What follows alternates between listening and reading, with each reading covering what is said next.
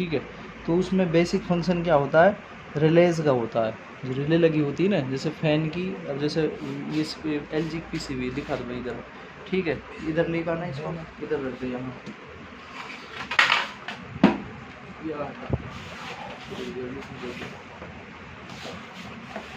ठीक है। जैसे हम मान के चल, ये एक तार है ये वाला, ठीक है, ये PCB के लिए कॉमन है, ठीक है, सप्लाई देने के लिए, जिससे हमारी PCB को एक न्यूट्रल या फेस तार मिल जाता है, फिर वो अपना काम करती है। लेकिन बेसिकली जो ये रिले होती है, जैसे ये है कंप्रेसर की रिले, ठीक है, और ये जो 3 रिले हैं ये फ़ैन की रिले हैं, लो मीडियम हाई, या फिर हाई मीडियम लो, उल्टी सीधी कैसे भी हो सकती है, उससे कोई मतलब नहीं है इतना, ठीक है। आगे समझ में। और ये किसकी रिले है पता है, स्विंग की। स्विंग का पोर्शन ये लग रहा, ठीक है, ये स्विंग की रिले है। तो बेसिकली हमारा होता क्या है, जो ट्रांसफार्मर लगा है ये हमेशा 12 वोल्ट देती है। अगर आप इसको भी नहीं लगाएंगे ना, इनको कुछ किसी भी चीज़ को मत लगा, है ना, आप इसको 12 वोल्ट दो, मतलब 220 वोल्ट दो, और ये 12 वोल्ट निकालेगा। जैसे इसमें लिख रहा है ना 11 वोल्ट, इनपुट वोल्टेज कितना 220, ठीक है, और आउटपुट कितना निकालेगा ये 11 वोल्ट। और इसकी मैक्सिमम एम्पियर की कैपेसिटी भी लिख रखी है 550 मेगा एम्पियर, या माइक्रो एम्पियर बोलते हैं इसको, ठीक है। अच्छा जी, अब इसमें होता क्या, देखो आपका ये रिले है, ये फ़ैन की रिले हो गई, ठीक है, 3, ठीक है, ठीक है, ये 3 रिले हैं। तो इनमें एक ना ऐसे पत्ती होती है, ठीक है, और यहाँ पे एक गुच्छी सी लगी होती है, यहाँ पे चुंबक। इसमें एक प्लस निशान पॉजिटिव होता है, एक नेगेटिव होता है, ठीक है। अब ट्रांसफार्मर हमारा ये है, IC के थ्रू काम करता है, ये ट्रांसफार्मर हो गया, ठीक है।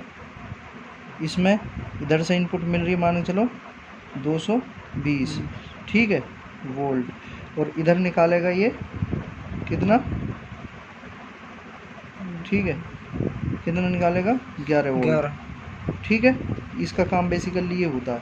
अब होता क्या है कि ये इस रिले को, एक रिले का फंक्शन समझा रहा हूँ मैं पहले। इस रिले को ये IC के थ्रू, IC बीच में, IC क्या होती है, हाँ, इसमें नीचे एक साइड में लगी होती है, उसको पत्ती से छोटी, हाँ, इंटीग्रेटेड सर्किट या कुछ कुल मिला के सर्किट से रिलेटेड है वो, ठीक है। तो वो एक तरह से ऑटोमेटिक कंट्रोल करती है, उसका बेसिकली ये काम होता है। तो वो जब आप इसके थ्रू कमांड जाएगी उसको, ठीक है, 12 वोल्ट की, तो यहाँ से ये जुड़ गया, यहाँ से ये, ठीक है। तो जैसे ये 12 वोल्ट की सप्लाई जाती है तो इधर इस पर चुंबक क्रिएट होती है, पॉजिटिव नेगेटिव जाने से, तो चुंबक क्रिएट होती है। तो इस पत्ती को क्या करेगा, इसको झुका देगा, ठीक है। जब चुंबक क्रिएट करेगी, दोनों में चुंबक क्रिएट करेगी, तो ये आपस में दोनों रिले, दोनों ही पत्ती टकरा जाएंगी, जिसकी हमें कट से आवाज़ भी आती है, कई बार आती है ना PCB में। हाँ। जब लो मीडियम, जैसे मान के चलिए ये F1 है, ठीक है, F1 का मतलब पहली स्पीड है फ़ैन की, ठीक है, और ये F2 है, ठीक है, ये F3 है, ये मैक्सिमम स्पीड है, ठीक है। तो जब आप F1 पे करते हो तो बेसिकली इसमें 11 वोल्ट सप्लाई जाती है। यहाँ एक वाइंडिंग लगी होती है इस गुच्छी में, ठीक है। जब इस गुच्छी पे वाइंडिंग लगी होती है, 12 वोल्ट, 11 या 12 वोल्ट जाती है, तो यहाँ चुंबक क्रिएट होती है। चुंबक क्रिएट होने पर ये पत्ती आपस में मिल जाती हैं।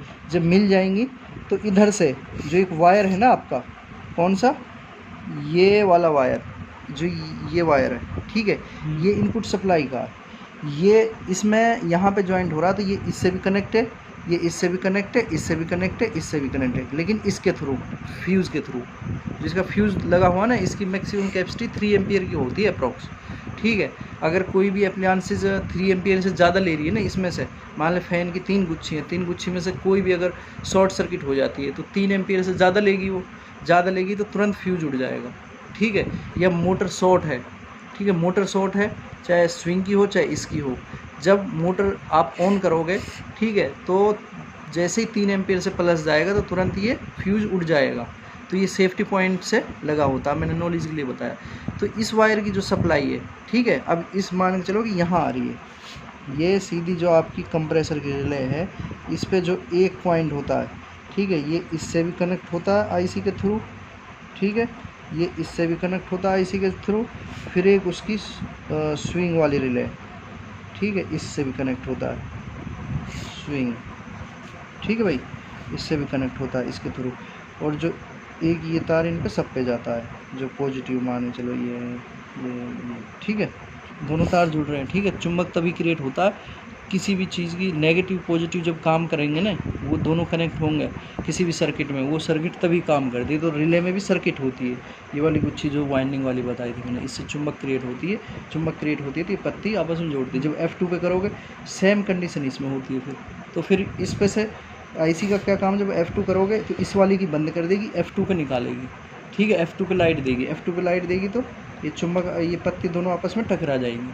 ठीक है, टकरा जाएंगी तो इस पे, इस वायर की जो यहाँ से सप्लाई आ रही है, ठीक है, यहाँ से इस वायर पे जो सप्लाई आ रही है, तो ये इसको निकाल देगी, इसकी बंद करेगी। जब F3 पे करोगे तो इस पर सप्लाई जाएगी, तो इसमें चुंबक क्रिएट होगी, बाकी इन दो की बंद रहेगी।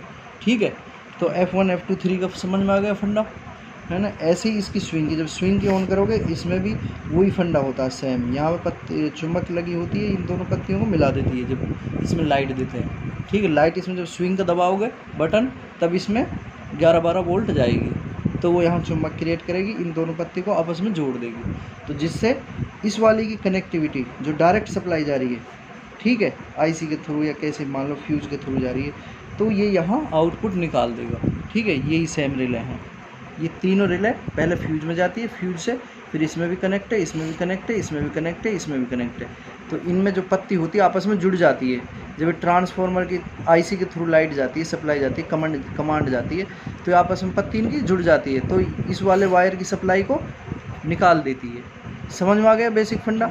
अब ऐसे ही कंप्रेसर के रिले हैं। कंप्रेसर के लिए जब सप्लाई IC के थ्रू जाती है, ये फिर इसके थ्रू नहीं है।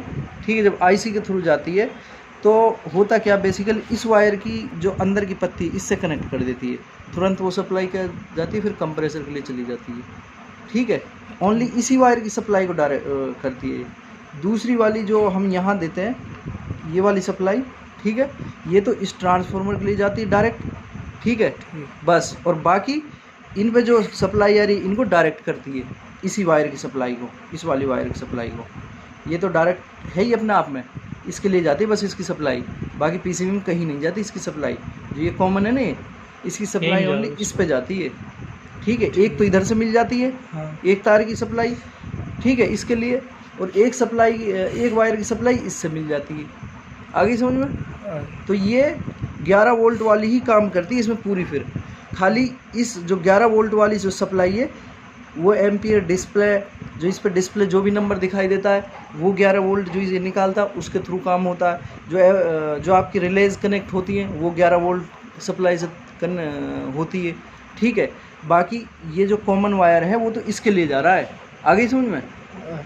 ठीक है, ये 11 वोल्ट निकालता तब PCB काम करती है, बस ये रिलेज को कनेक्ट डिसकनेक्ट करती है।